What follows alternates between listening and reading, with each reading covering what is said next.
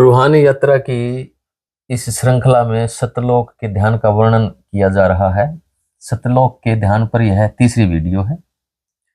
यहाँ की रचना का वर्णन करते हुए कबीर साहब कहते हैं, सोहम हद तजी जब जब भाई, सतलोक की हद पुनि आई। षोडश भानु हंस को रूपा, बीना बीना सत धुन बजे अनुपा। हंसा करत चंवर सिर भूपा, सतपुरुष दरबारा है। कोटिन भानु उदय जो होई, एत ही पुन चंद्र खलोई। पुरुष रोम सम एक ना होई, ऐसा पुरुष दीदारा है। कर नैनो दीदार महल में प्यारा है। कबीर साहब कहते हैं कि यह सतपुरुष दरबार है। यहाँ वीणा की धुन बज रही है और करोड़ों सूर्य का प्रकाश सतपुरुष के रोम के बराबर भी नहीं है। फिर कहते हैं कि इस मंडल में पूर्णमासी का चांद खिल जाता है। कहने का अभिप्राय यह है कि यहाँ की रचना में अंधकार बिल्कुल नहीं है। अभ्यास में अनेकों बार आकाश में खिला हुआ पूर्ण चंद्रमा दिखाई देता है। सुनहरा सूर्य और कभी कभी सुनहरा आकाश सितारों के साथ भव्य दृश्य प्रस्तुत करते हैं। सूर्य और पूर्ण चंद्रमा तो अनेकों बार दिखते रहते हैं। यहाँ के चंद्रमा पर कोई छाया नहीं होती है, सदा ही पूर्णमासी का चंद्रमा चमकता रहता है। यही है संतों की सदा रहने वाली दिवाली। इस अनुभव के बाद साधक स्वतः ही सूर्यवंशी और चंद्रवंशी बन जाता है। यहाँ पर एक बात समझने की यह है कि यह वीणा की धुन बीन का लहरा नहीं है। अक्सर वीणा की धुन को बीन का लहरा कह दिया जाता है, लेकिन बीन का लहरा यहाँ नहीं है। यह ऊपर के मंडल की धुन है। अब सचखंड के भी 6 मंडल हैं। जिस प्रकार ब्रह्मांड और पिंड के 6 मंडल होते हैं, इसी प्रकार सचखंड के भी यानी कि कारण स्वरूप के भी 6 मंडल होते हैं, जिनमें 3 शब्द के मंडल हैं और 3 ही धुन अर्थात सुरत के हैं। यह सतनाम के मंडल की धुन का वर्णन है। इस मंडल में वीणा की धुन जो सितार की धुन से मिलती जुलती होती है, उठ रही है। आरंभ में जब सूरत इस मंडल में प्रवेश करती है तो वीणा की धुन कुछ समय बाद प्रकट होती थी। इससे पहले दूसरी धुन आती थी, जिनका वर्णन पहले वाली वीडियो में कर दिया गया है। लेकिन अब कुछ दिनों के अभ्यास के बाद वीणा का मधुर संगीत ध्यान के आरंभ में ही खुल जाता है। बाकी धुन लोप हो जाती हैं। उसी तरह खिंचाव भी कुछ कुछ आगे बढ़ता जाता है। ध्यान करते समय हाथ व पांव अकड़ जाते हैं। पेट व कमर से चक्राकार खिंचाव ऊपर की तरफ बढ़ने लगता है। छाती व कंधों में भी खिंचाव होने लगता है। गर्दन व सिर में भी खिंचाव बढ़ता जाता है। गर्दन की जान सी निकल जाती है और सीधी नहीं रखी जाती है। इसके अलावा शरीर के दूसरे हिस्सों में भी बहुत भारी खिंचाव होता है। जब ध्यान गहराई की अवस्था में चला जाता है, यानी कि पूरा खिंचाव होने लगता है, तो प्रकाश व शब्द दोनों ही कम होकर लगभग तीसरे व चौथे हिस्से के रह जाते हैं। अर्थात ध्यान की गहराई में शब्द और प्रकाश काफी कम हो जाते हैं। लेकिन बाद में जब ध्यान से उठने के होते हैं, यानी कि उठने का विचार जब आने लगता है, तो प्रकाश व शब्द एक बार फिर पूरी तरह प्रबलता के साथ आ जाते हैं और आखिर तक बने रहते हैं। बिना ध्यान भी दूसरे समय में भी प्रकाश व शब्द उसी प्रबलता के साथ बने रहते हैं।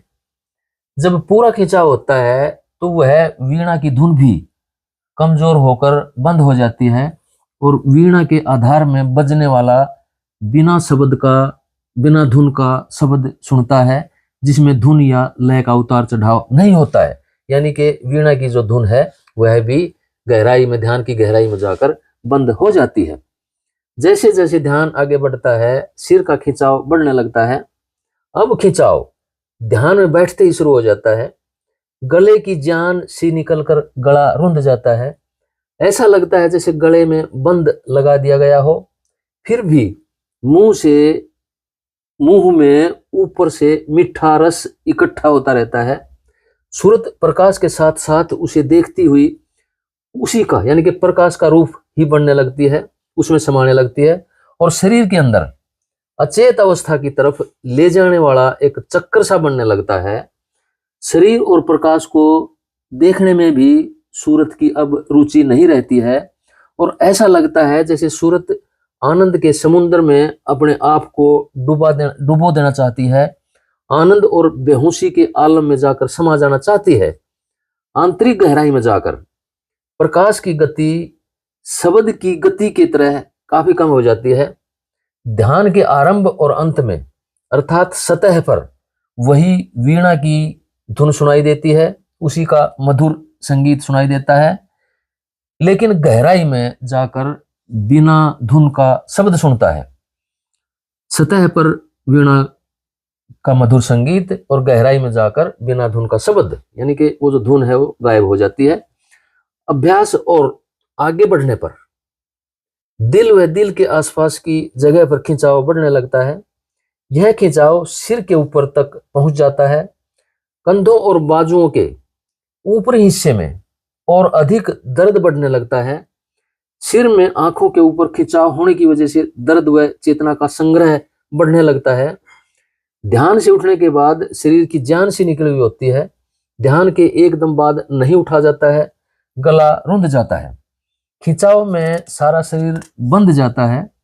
ऐसा लगता है जैसे सारे शरीर की ऊपर से नीचे तक खींचकर गांठ बांध दी गई हो। कलेजा बहुत अंदर की तरफ खींचने लगता है और उससे ऊपर गर्दन तक गोलाई में चलता हुआ खिंचाव होता है। और ठीक इसी की सीध में पीछे कमर में भी मेरुदंड के पास यानी कि रीढ़ की हड्डी के पास खिंचाव होता है, दिल के पीछे।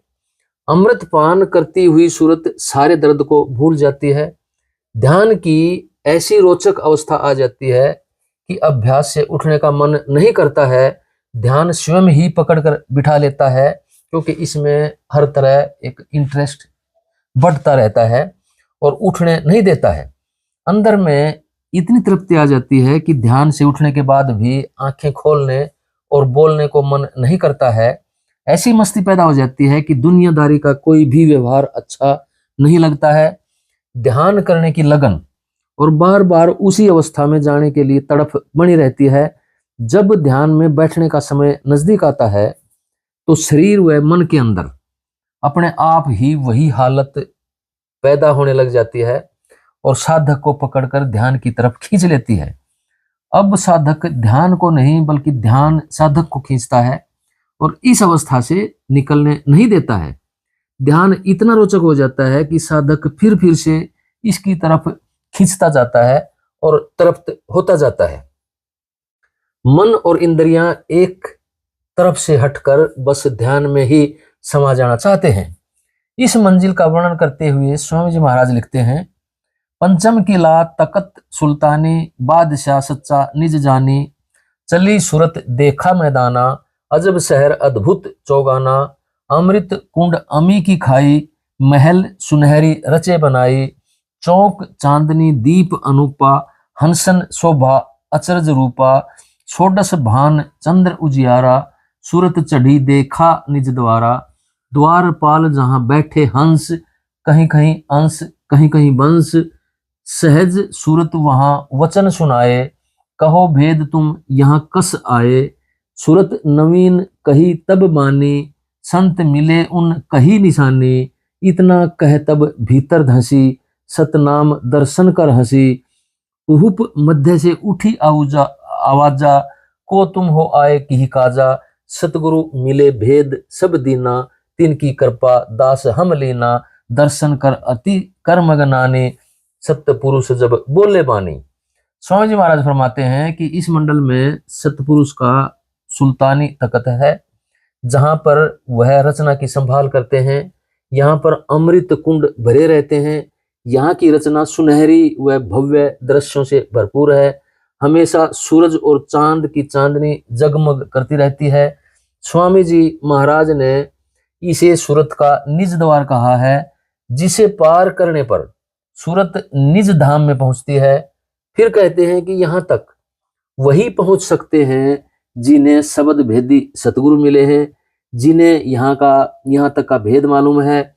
इसलिए सतगुरु से अखंडित प्रेम और पूर्ण विश्वास ही इस पुरुष का दर्शन करने में सहायक सिद्ध हो सकते हैं। राधा स्वामी।